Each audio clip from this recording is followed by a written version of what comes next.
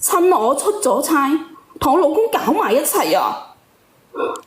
好在我提前翻咗嚟啫，將佢哋捉奸在床啊！佢仲好意思話我。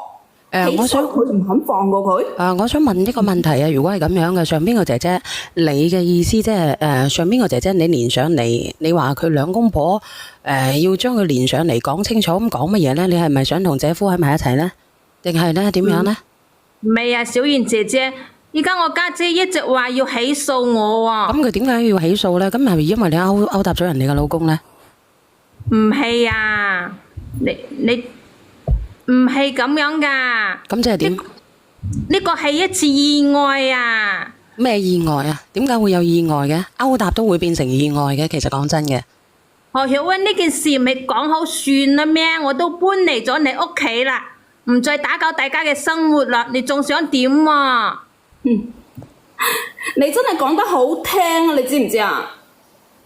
小燕姐姐，你話如果直播間啲人啊睇到啲即係話啲咁嘅場面、咁嘅情景，大家會點樣啊？佢一家竟然講到真係比唱嘅仲好聽。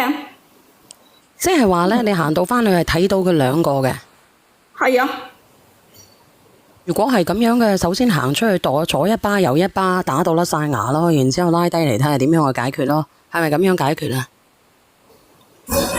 所以啊，我未揼佢已經算真係好彩噶啦，好榮幸噶啦，佢依家仲話意外，佢好意思話意外，仲話唔打攪我生活。咁其實我問你啊，咁係咪咁點解你會講係意外嘅呢個姐姐仔？哎呀，當時嘅話真係一場意外啊！點樣意外化？意外就吉嘅咩？咁咪好多意外？我直播間有冇呢啲咁樣嘅意外啊？小燕姐姐，當時我飲醉咗，我都唔知發生咗咩事，真係一場意外啊！咁即係話呢，佢個姐夫係有問題嘅，你個姐夫係有問題嘅，多謝綠野朝陽。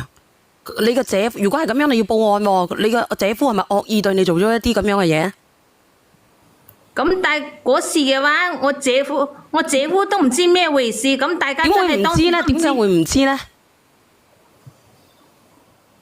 哎呀，小燕姐姐真係一場意外啊！我都唔知點講。咁你點會唔知呢？咁你點唔知呢？你話俾我知。飲咗酒先，大家都當時都唔知發生咗咩事。冇理由嘅，咁你飲咗酒，酒醉都三分醒嘅，冇理由咁樣去做得呢啲嘢噶。如果酒醉嘅，肯定會嘔到半死嘅。我頭就好痛，我又瞓喺牆嗰度，我就唔知後尾我就唔知咩回事啦。咁你個姐夫呢？咁佢都係講一場誤會咁樣咯。咁大家誤會啊？其實係何曉芬佢就係大驚小怪啊，要將呢啲事鬧大啫嘛。點大驚小怪啊？我問題係，咁你哋有冇做嘢先？你哋有冇 do 先？日嚟日去輕飄飄。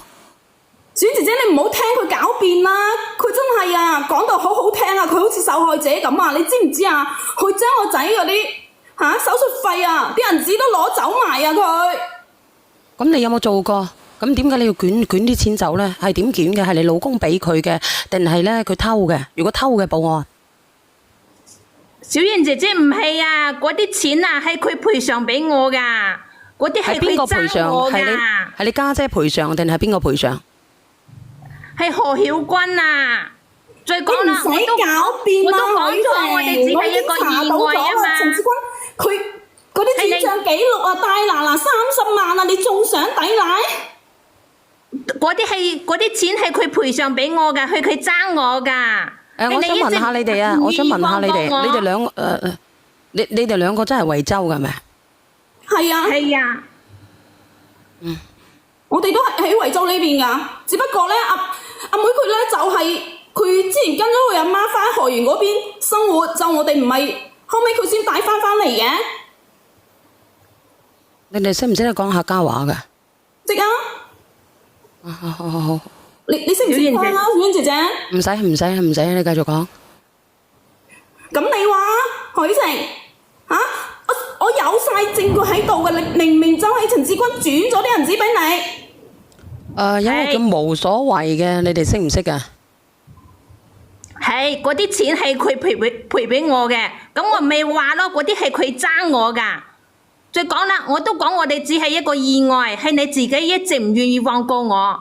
我都搬嚟你屋企啦，你仲翻到我外家，你仲將我嗰啲衫啊全部剪爛啊，搞到全世界人都知道呢件事。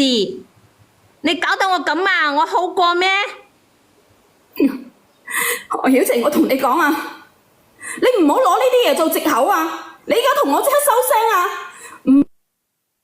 唔好喺度講得咁輕香咁好聽，攞晒啲酒嚟當我藉口嚇，咁叫做意外？你哋就係賤，正式一對狗男女嚟嘅。你鬧邊個啊嚇？乜鬧邊個？我鬧嘅就係你，我鬧你又點啊？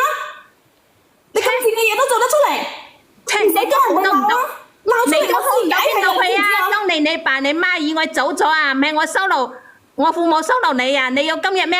志軍會同你結婚咩？你會有今時今日咩？有讀咁多書咩？你有本事你就同志軍一齊連上嚟，你睇下佢點講。好啊，好啊，何曉晴，你個狼心狗肺，你等住你啊！你先狼心狗肺咧，連上嚟，小姐姐，你幫我連佢上嚟，我叫佢依家就申請連線。哦，呢個姐姐啊，呢個姐姐，你覺得咧乜嘢都係理所當然嘅，係咪啊？其實講真嘅，唔係啊，小圓姐姐，我都講咗係一場意外咯。嗱，有兩個人連咗上。